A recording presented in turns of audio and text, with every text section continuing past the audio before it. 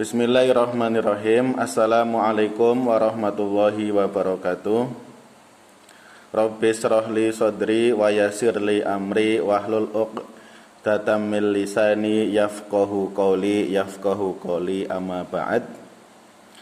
Menjawab pertanyaan yang kedua dari dosen sosiologi pendidikan pada program PJJ PAI semester 6 kelas A40 tentang isu tentang fenomena child free atau keputusan pasangan yang menikah yang dengan sengaja tidak ingin memiliki anak.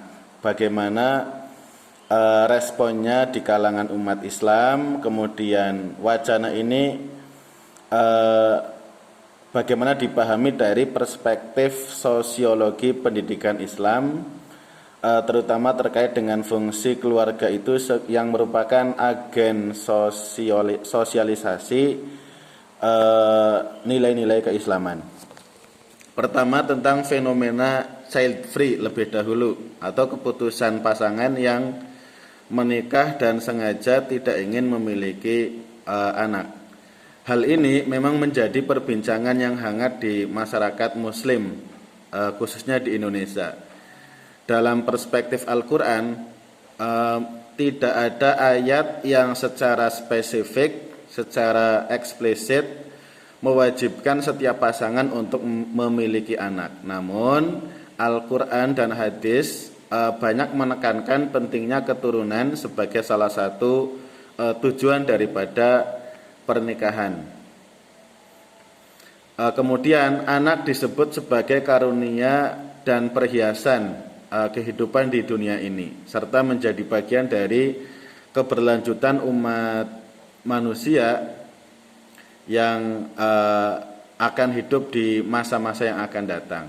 Nah, kemudian saya melanjutkan dari beberapa pendapat ulama atau tokoh Kiai NU atau Nahdlatul Ulama.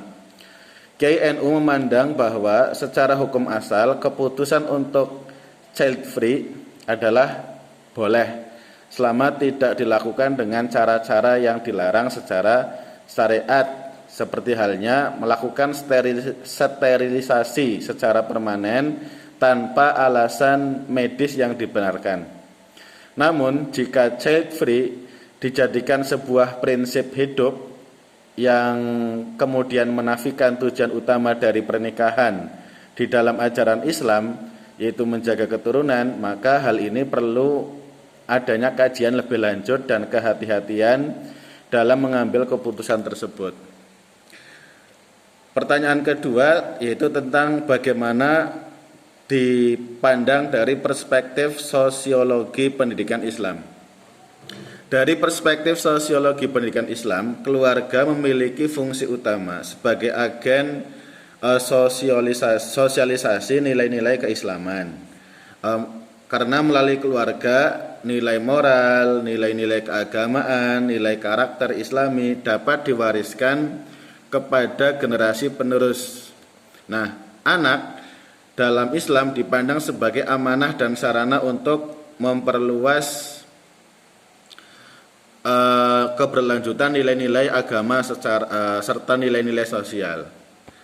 Kemudian bagi pasangan yang memilih child free, dengan pertimbangan di atas, fungsi keluarga sebagai agen sosialisasi nilai keislaman tidak dapat dijalankan secara penuh tentunya, karena tidak ada generasi penerus yang dididik secara langsung dalam keluarga tersebut. Hal ini berpotensi mengurangi peran strategis keluarga dalam membentuk generasi muslim yang berkarakter Islami. Oleh karena itu, sebagai kesimpulan, meskipun keputusan child free tidak secara otomatis diharamkan, umat Islam secara khusus dihimbau untuk mempertimbangkan aspek maqasid syariah dan peran penting keluarga dalam pendidikan agama sebelum memutuskan untuk tidak memiliki anak. Nah, fenomena ini perlu disikapi secara bijak dengan menyeimbangkan antara kebebasan memilih dan tanggung jawab sosial serta keagamaan dalam membina keluarga dan masyarakat. Demikian jawaban singkat saya untuk menanggapi pertanyaan dari dosen sosiologi pendidikan untuk pertanyaan nomor 2. Terima kasih. Wallahul muwafiq ila aqwamit thoriq. Wassalamualaikum warahmatullahi wabarakatuh.